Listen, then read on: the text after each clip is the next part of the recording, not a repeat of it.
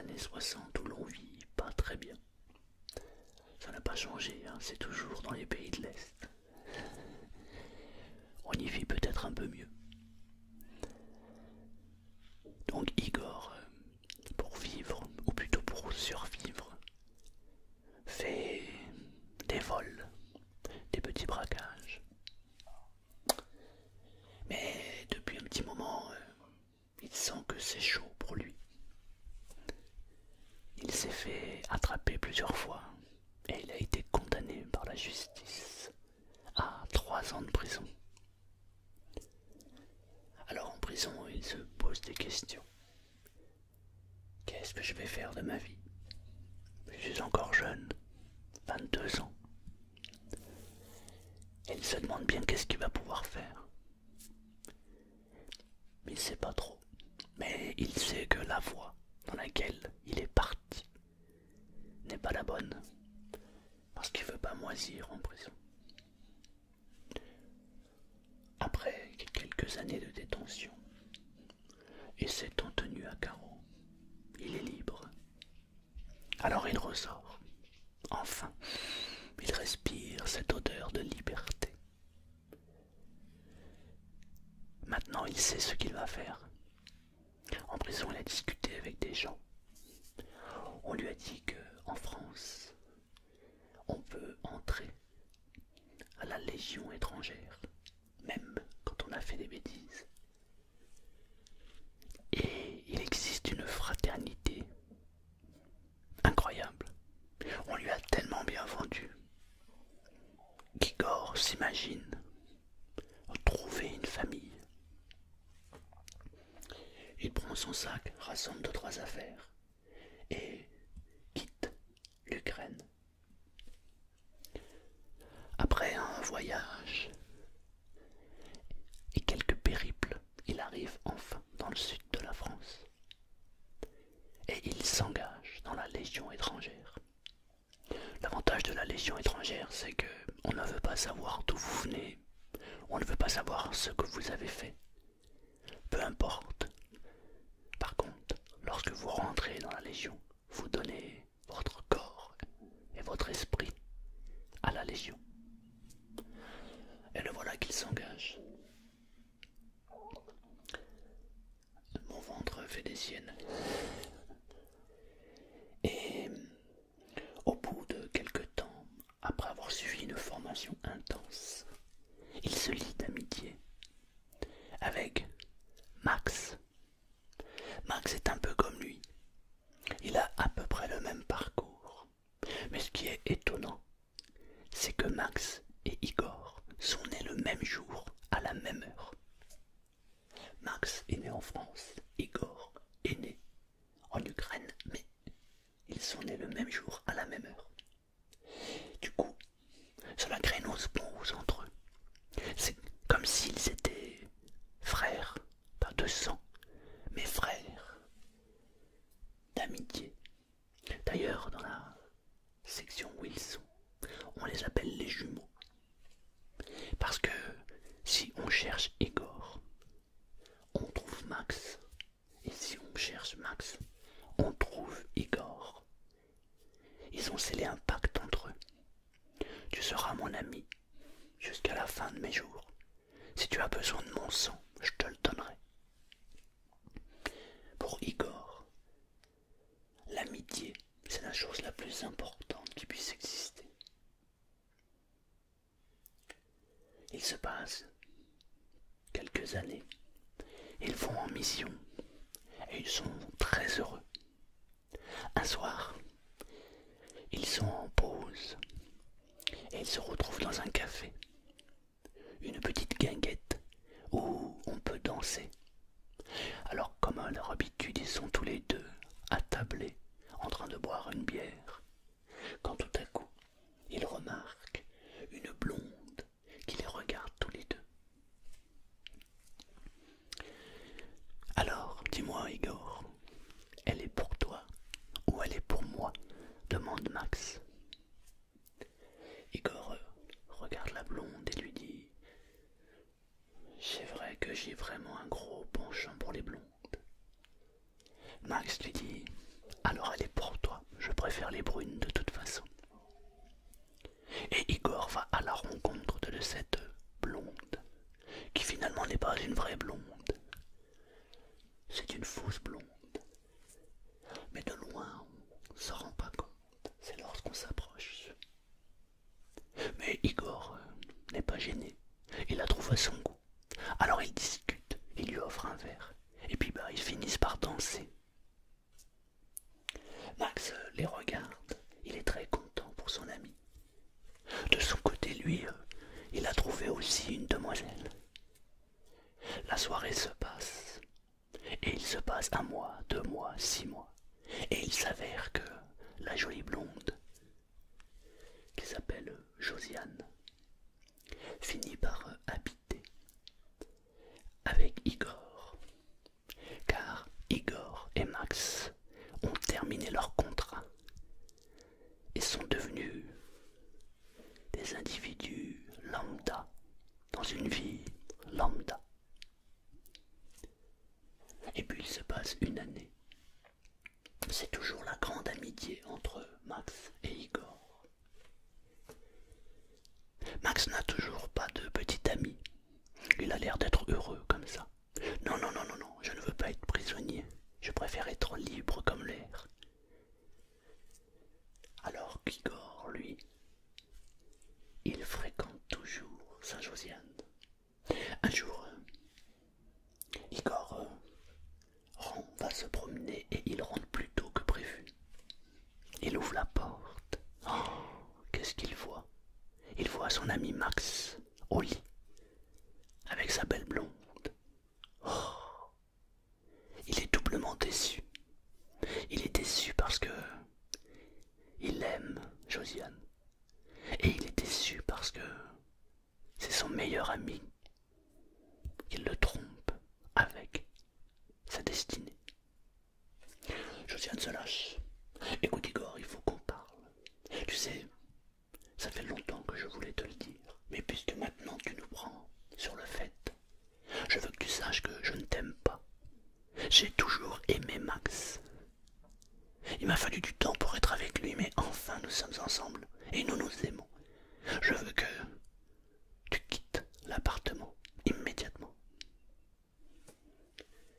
Igor est déboussolé, mais il prend son sac et s'en va. Il se passe maintenant 2 ans.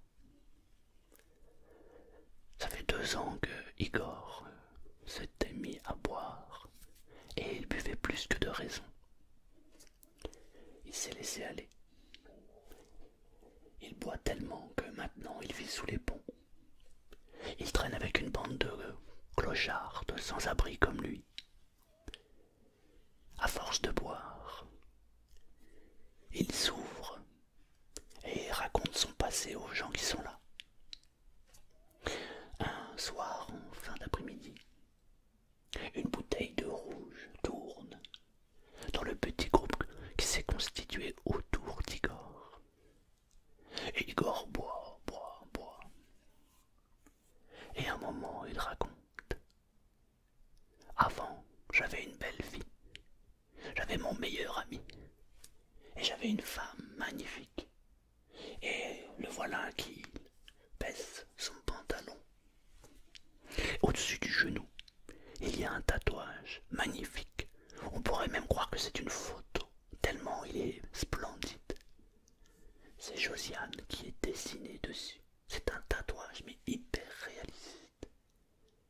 Et sur l'autre jambe, au-dessus du genou, il y a la photo, où en dessous il y a écrit Max. C'est le portrait de Max. Les gens qui sont là le regardent et waouh, ils sont impressionnés par la qualité de ce tatouage. Mais pourquoi as-tu dessiné ton meilleur ami et ton ex-femme sur tes propres genoux? Tu ne pourras jamais oublier cette douleur, puisque tu l'as en toi maintenant. Un sans-abri lui dit. Effectivement, il n'a pas tort. Igor lui dit, justement, c'est pour ne pas oublier que je me suis fait trahir 2 fois dans ma vie.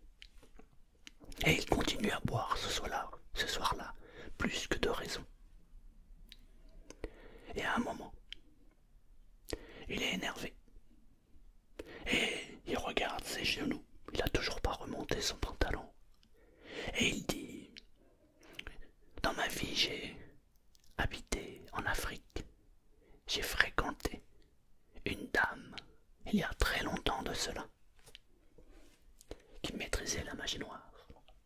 Je peux vous dire que si je frotte les deux tatouages, il va leur arriver des bricoles. Tout le monde est bourré. Ils l'écoutent à moitié, il y en a qui rigolent. Et puis parmi eux, il y a un type qui... Tu sais quoi? Je te crois pas. Je te crois pas du tout. Je crois pas à ces bêtises, moi. Je te crois pas. Et là, Igor est pris dans son orgueil. Quoi? Tu me crois pas? Et il se met à frotter les deux tatouages comme ça, énergiquement. Il frotte, il frotte, il frotte, il frotte. Et il se met à boire. Plus qu'il ne le faut. Et il se passe 6 mois. On retrouve Igor. Plutôt, on retrouve le cadavre d'Igor sous un pont. Les croque-morts qui viennent le chercher s'en rappellent encore, car Igor était recroquevillé comme un enfant, comme un bébé qui va naître. Il n'arrivait pas à le déplier. Pour le transporter, c'était tout un bazar. Mais à force de tirer et de taper, ils ont réussi à déplier le corps d'Igor. Et lorsqu'ils le déplient, ils sont impressionnés par la qualité des deux tatouages. Ces deux visages sont juste magnifiques. On dirait deux photographies. Max et Josiane. Voilà ce qui est inscrit sur les cuisses, juste en dessous de ces deux tatouages. Punaise, je me demande où ont été réalisés ces deux tatouages. L'un des croque-morts demande à son collègue. C'est vrai qu'ils sont magnifiques. On amène le corps à la morgue.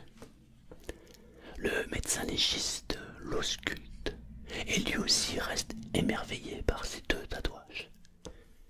Qu'est-ce qu'ils sont beaux! On dirait des photos. Le soir même,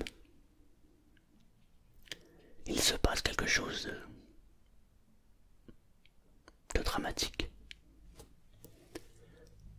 La police est appelée sur le boulevard Victor Hugo. Toute sirène hurlante, la police arrive. Qu'est-ce qui se passe? Il y a deux cadavres au sol. Il y a eu une bourrasque de vent. Ça a décroché une partie du toit. Et le toit est tombé sur ces deux personnes.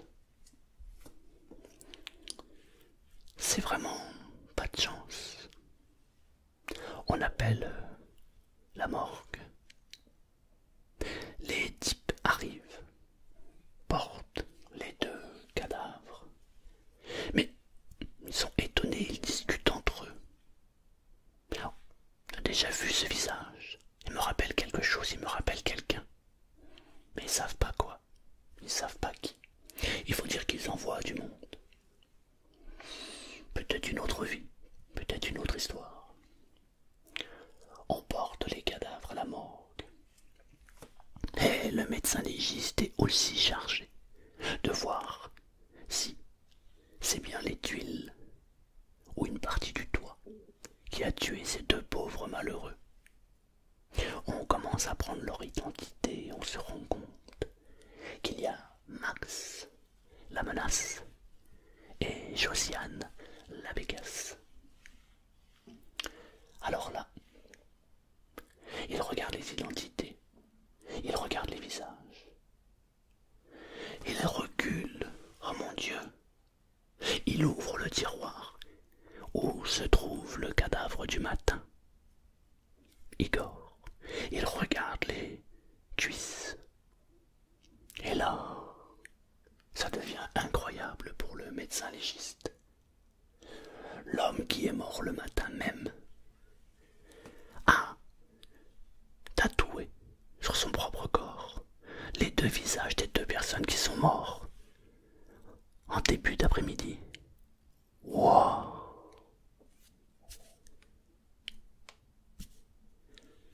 ne sait pas si c'est la magie noire qui a opéré, si c'est une coïncidence. En tout cas, ce qui est sûr, c'est qu'il y a vraiment eu de la malchance dans cette histoire. Moi, je dis que l'amitié, c'est important. Il ne faut pas jouer avec l'amitié.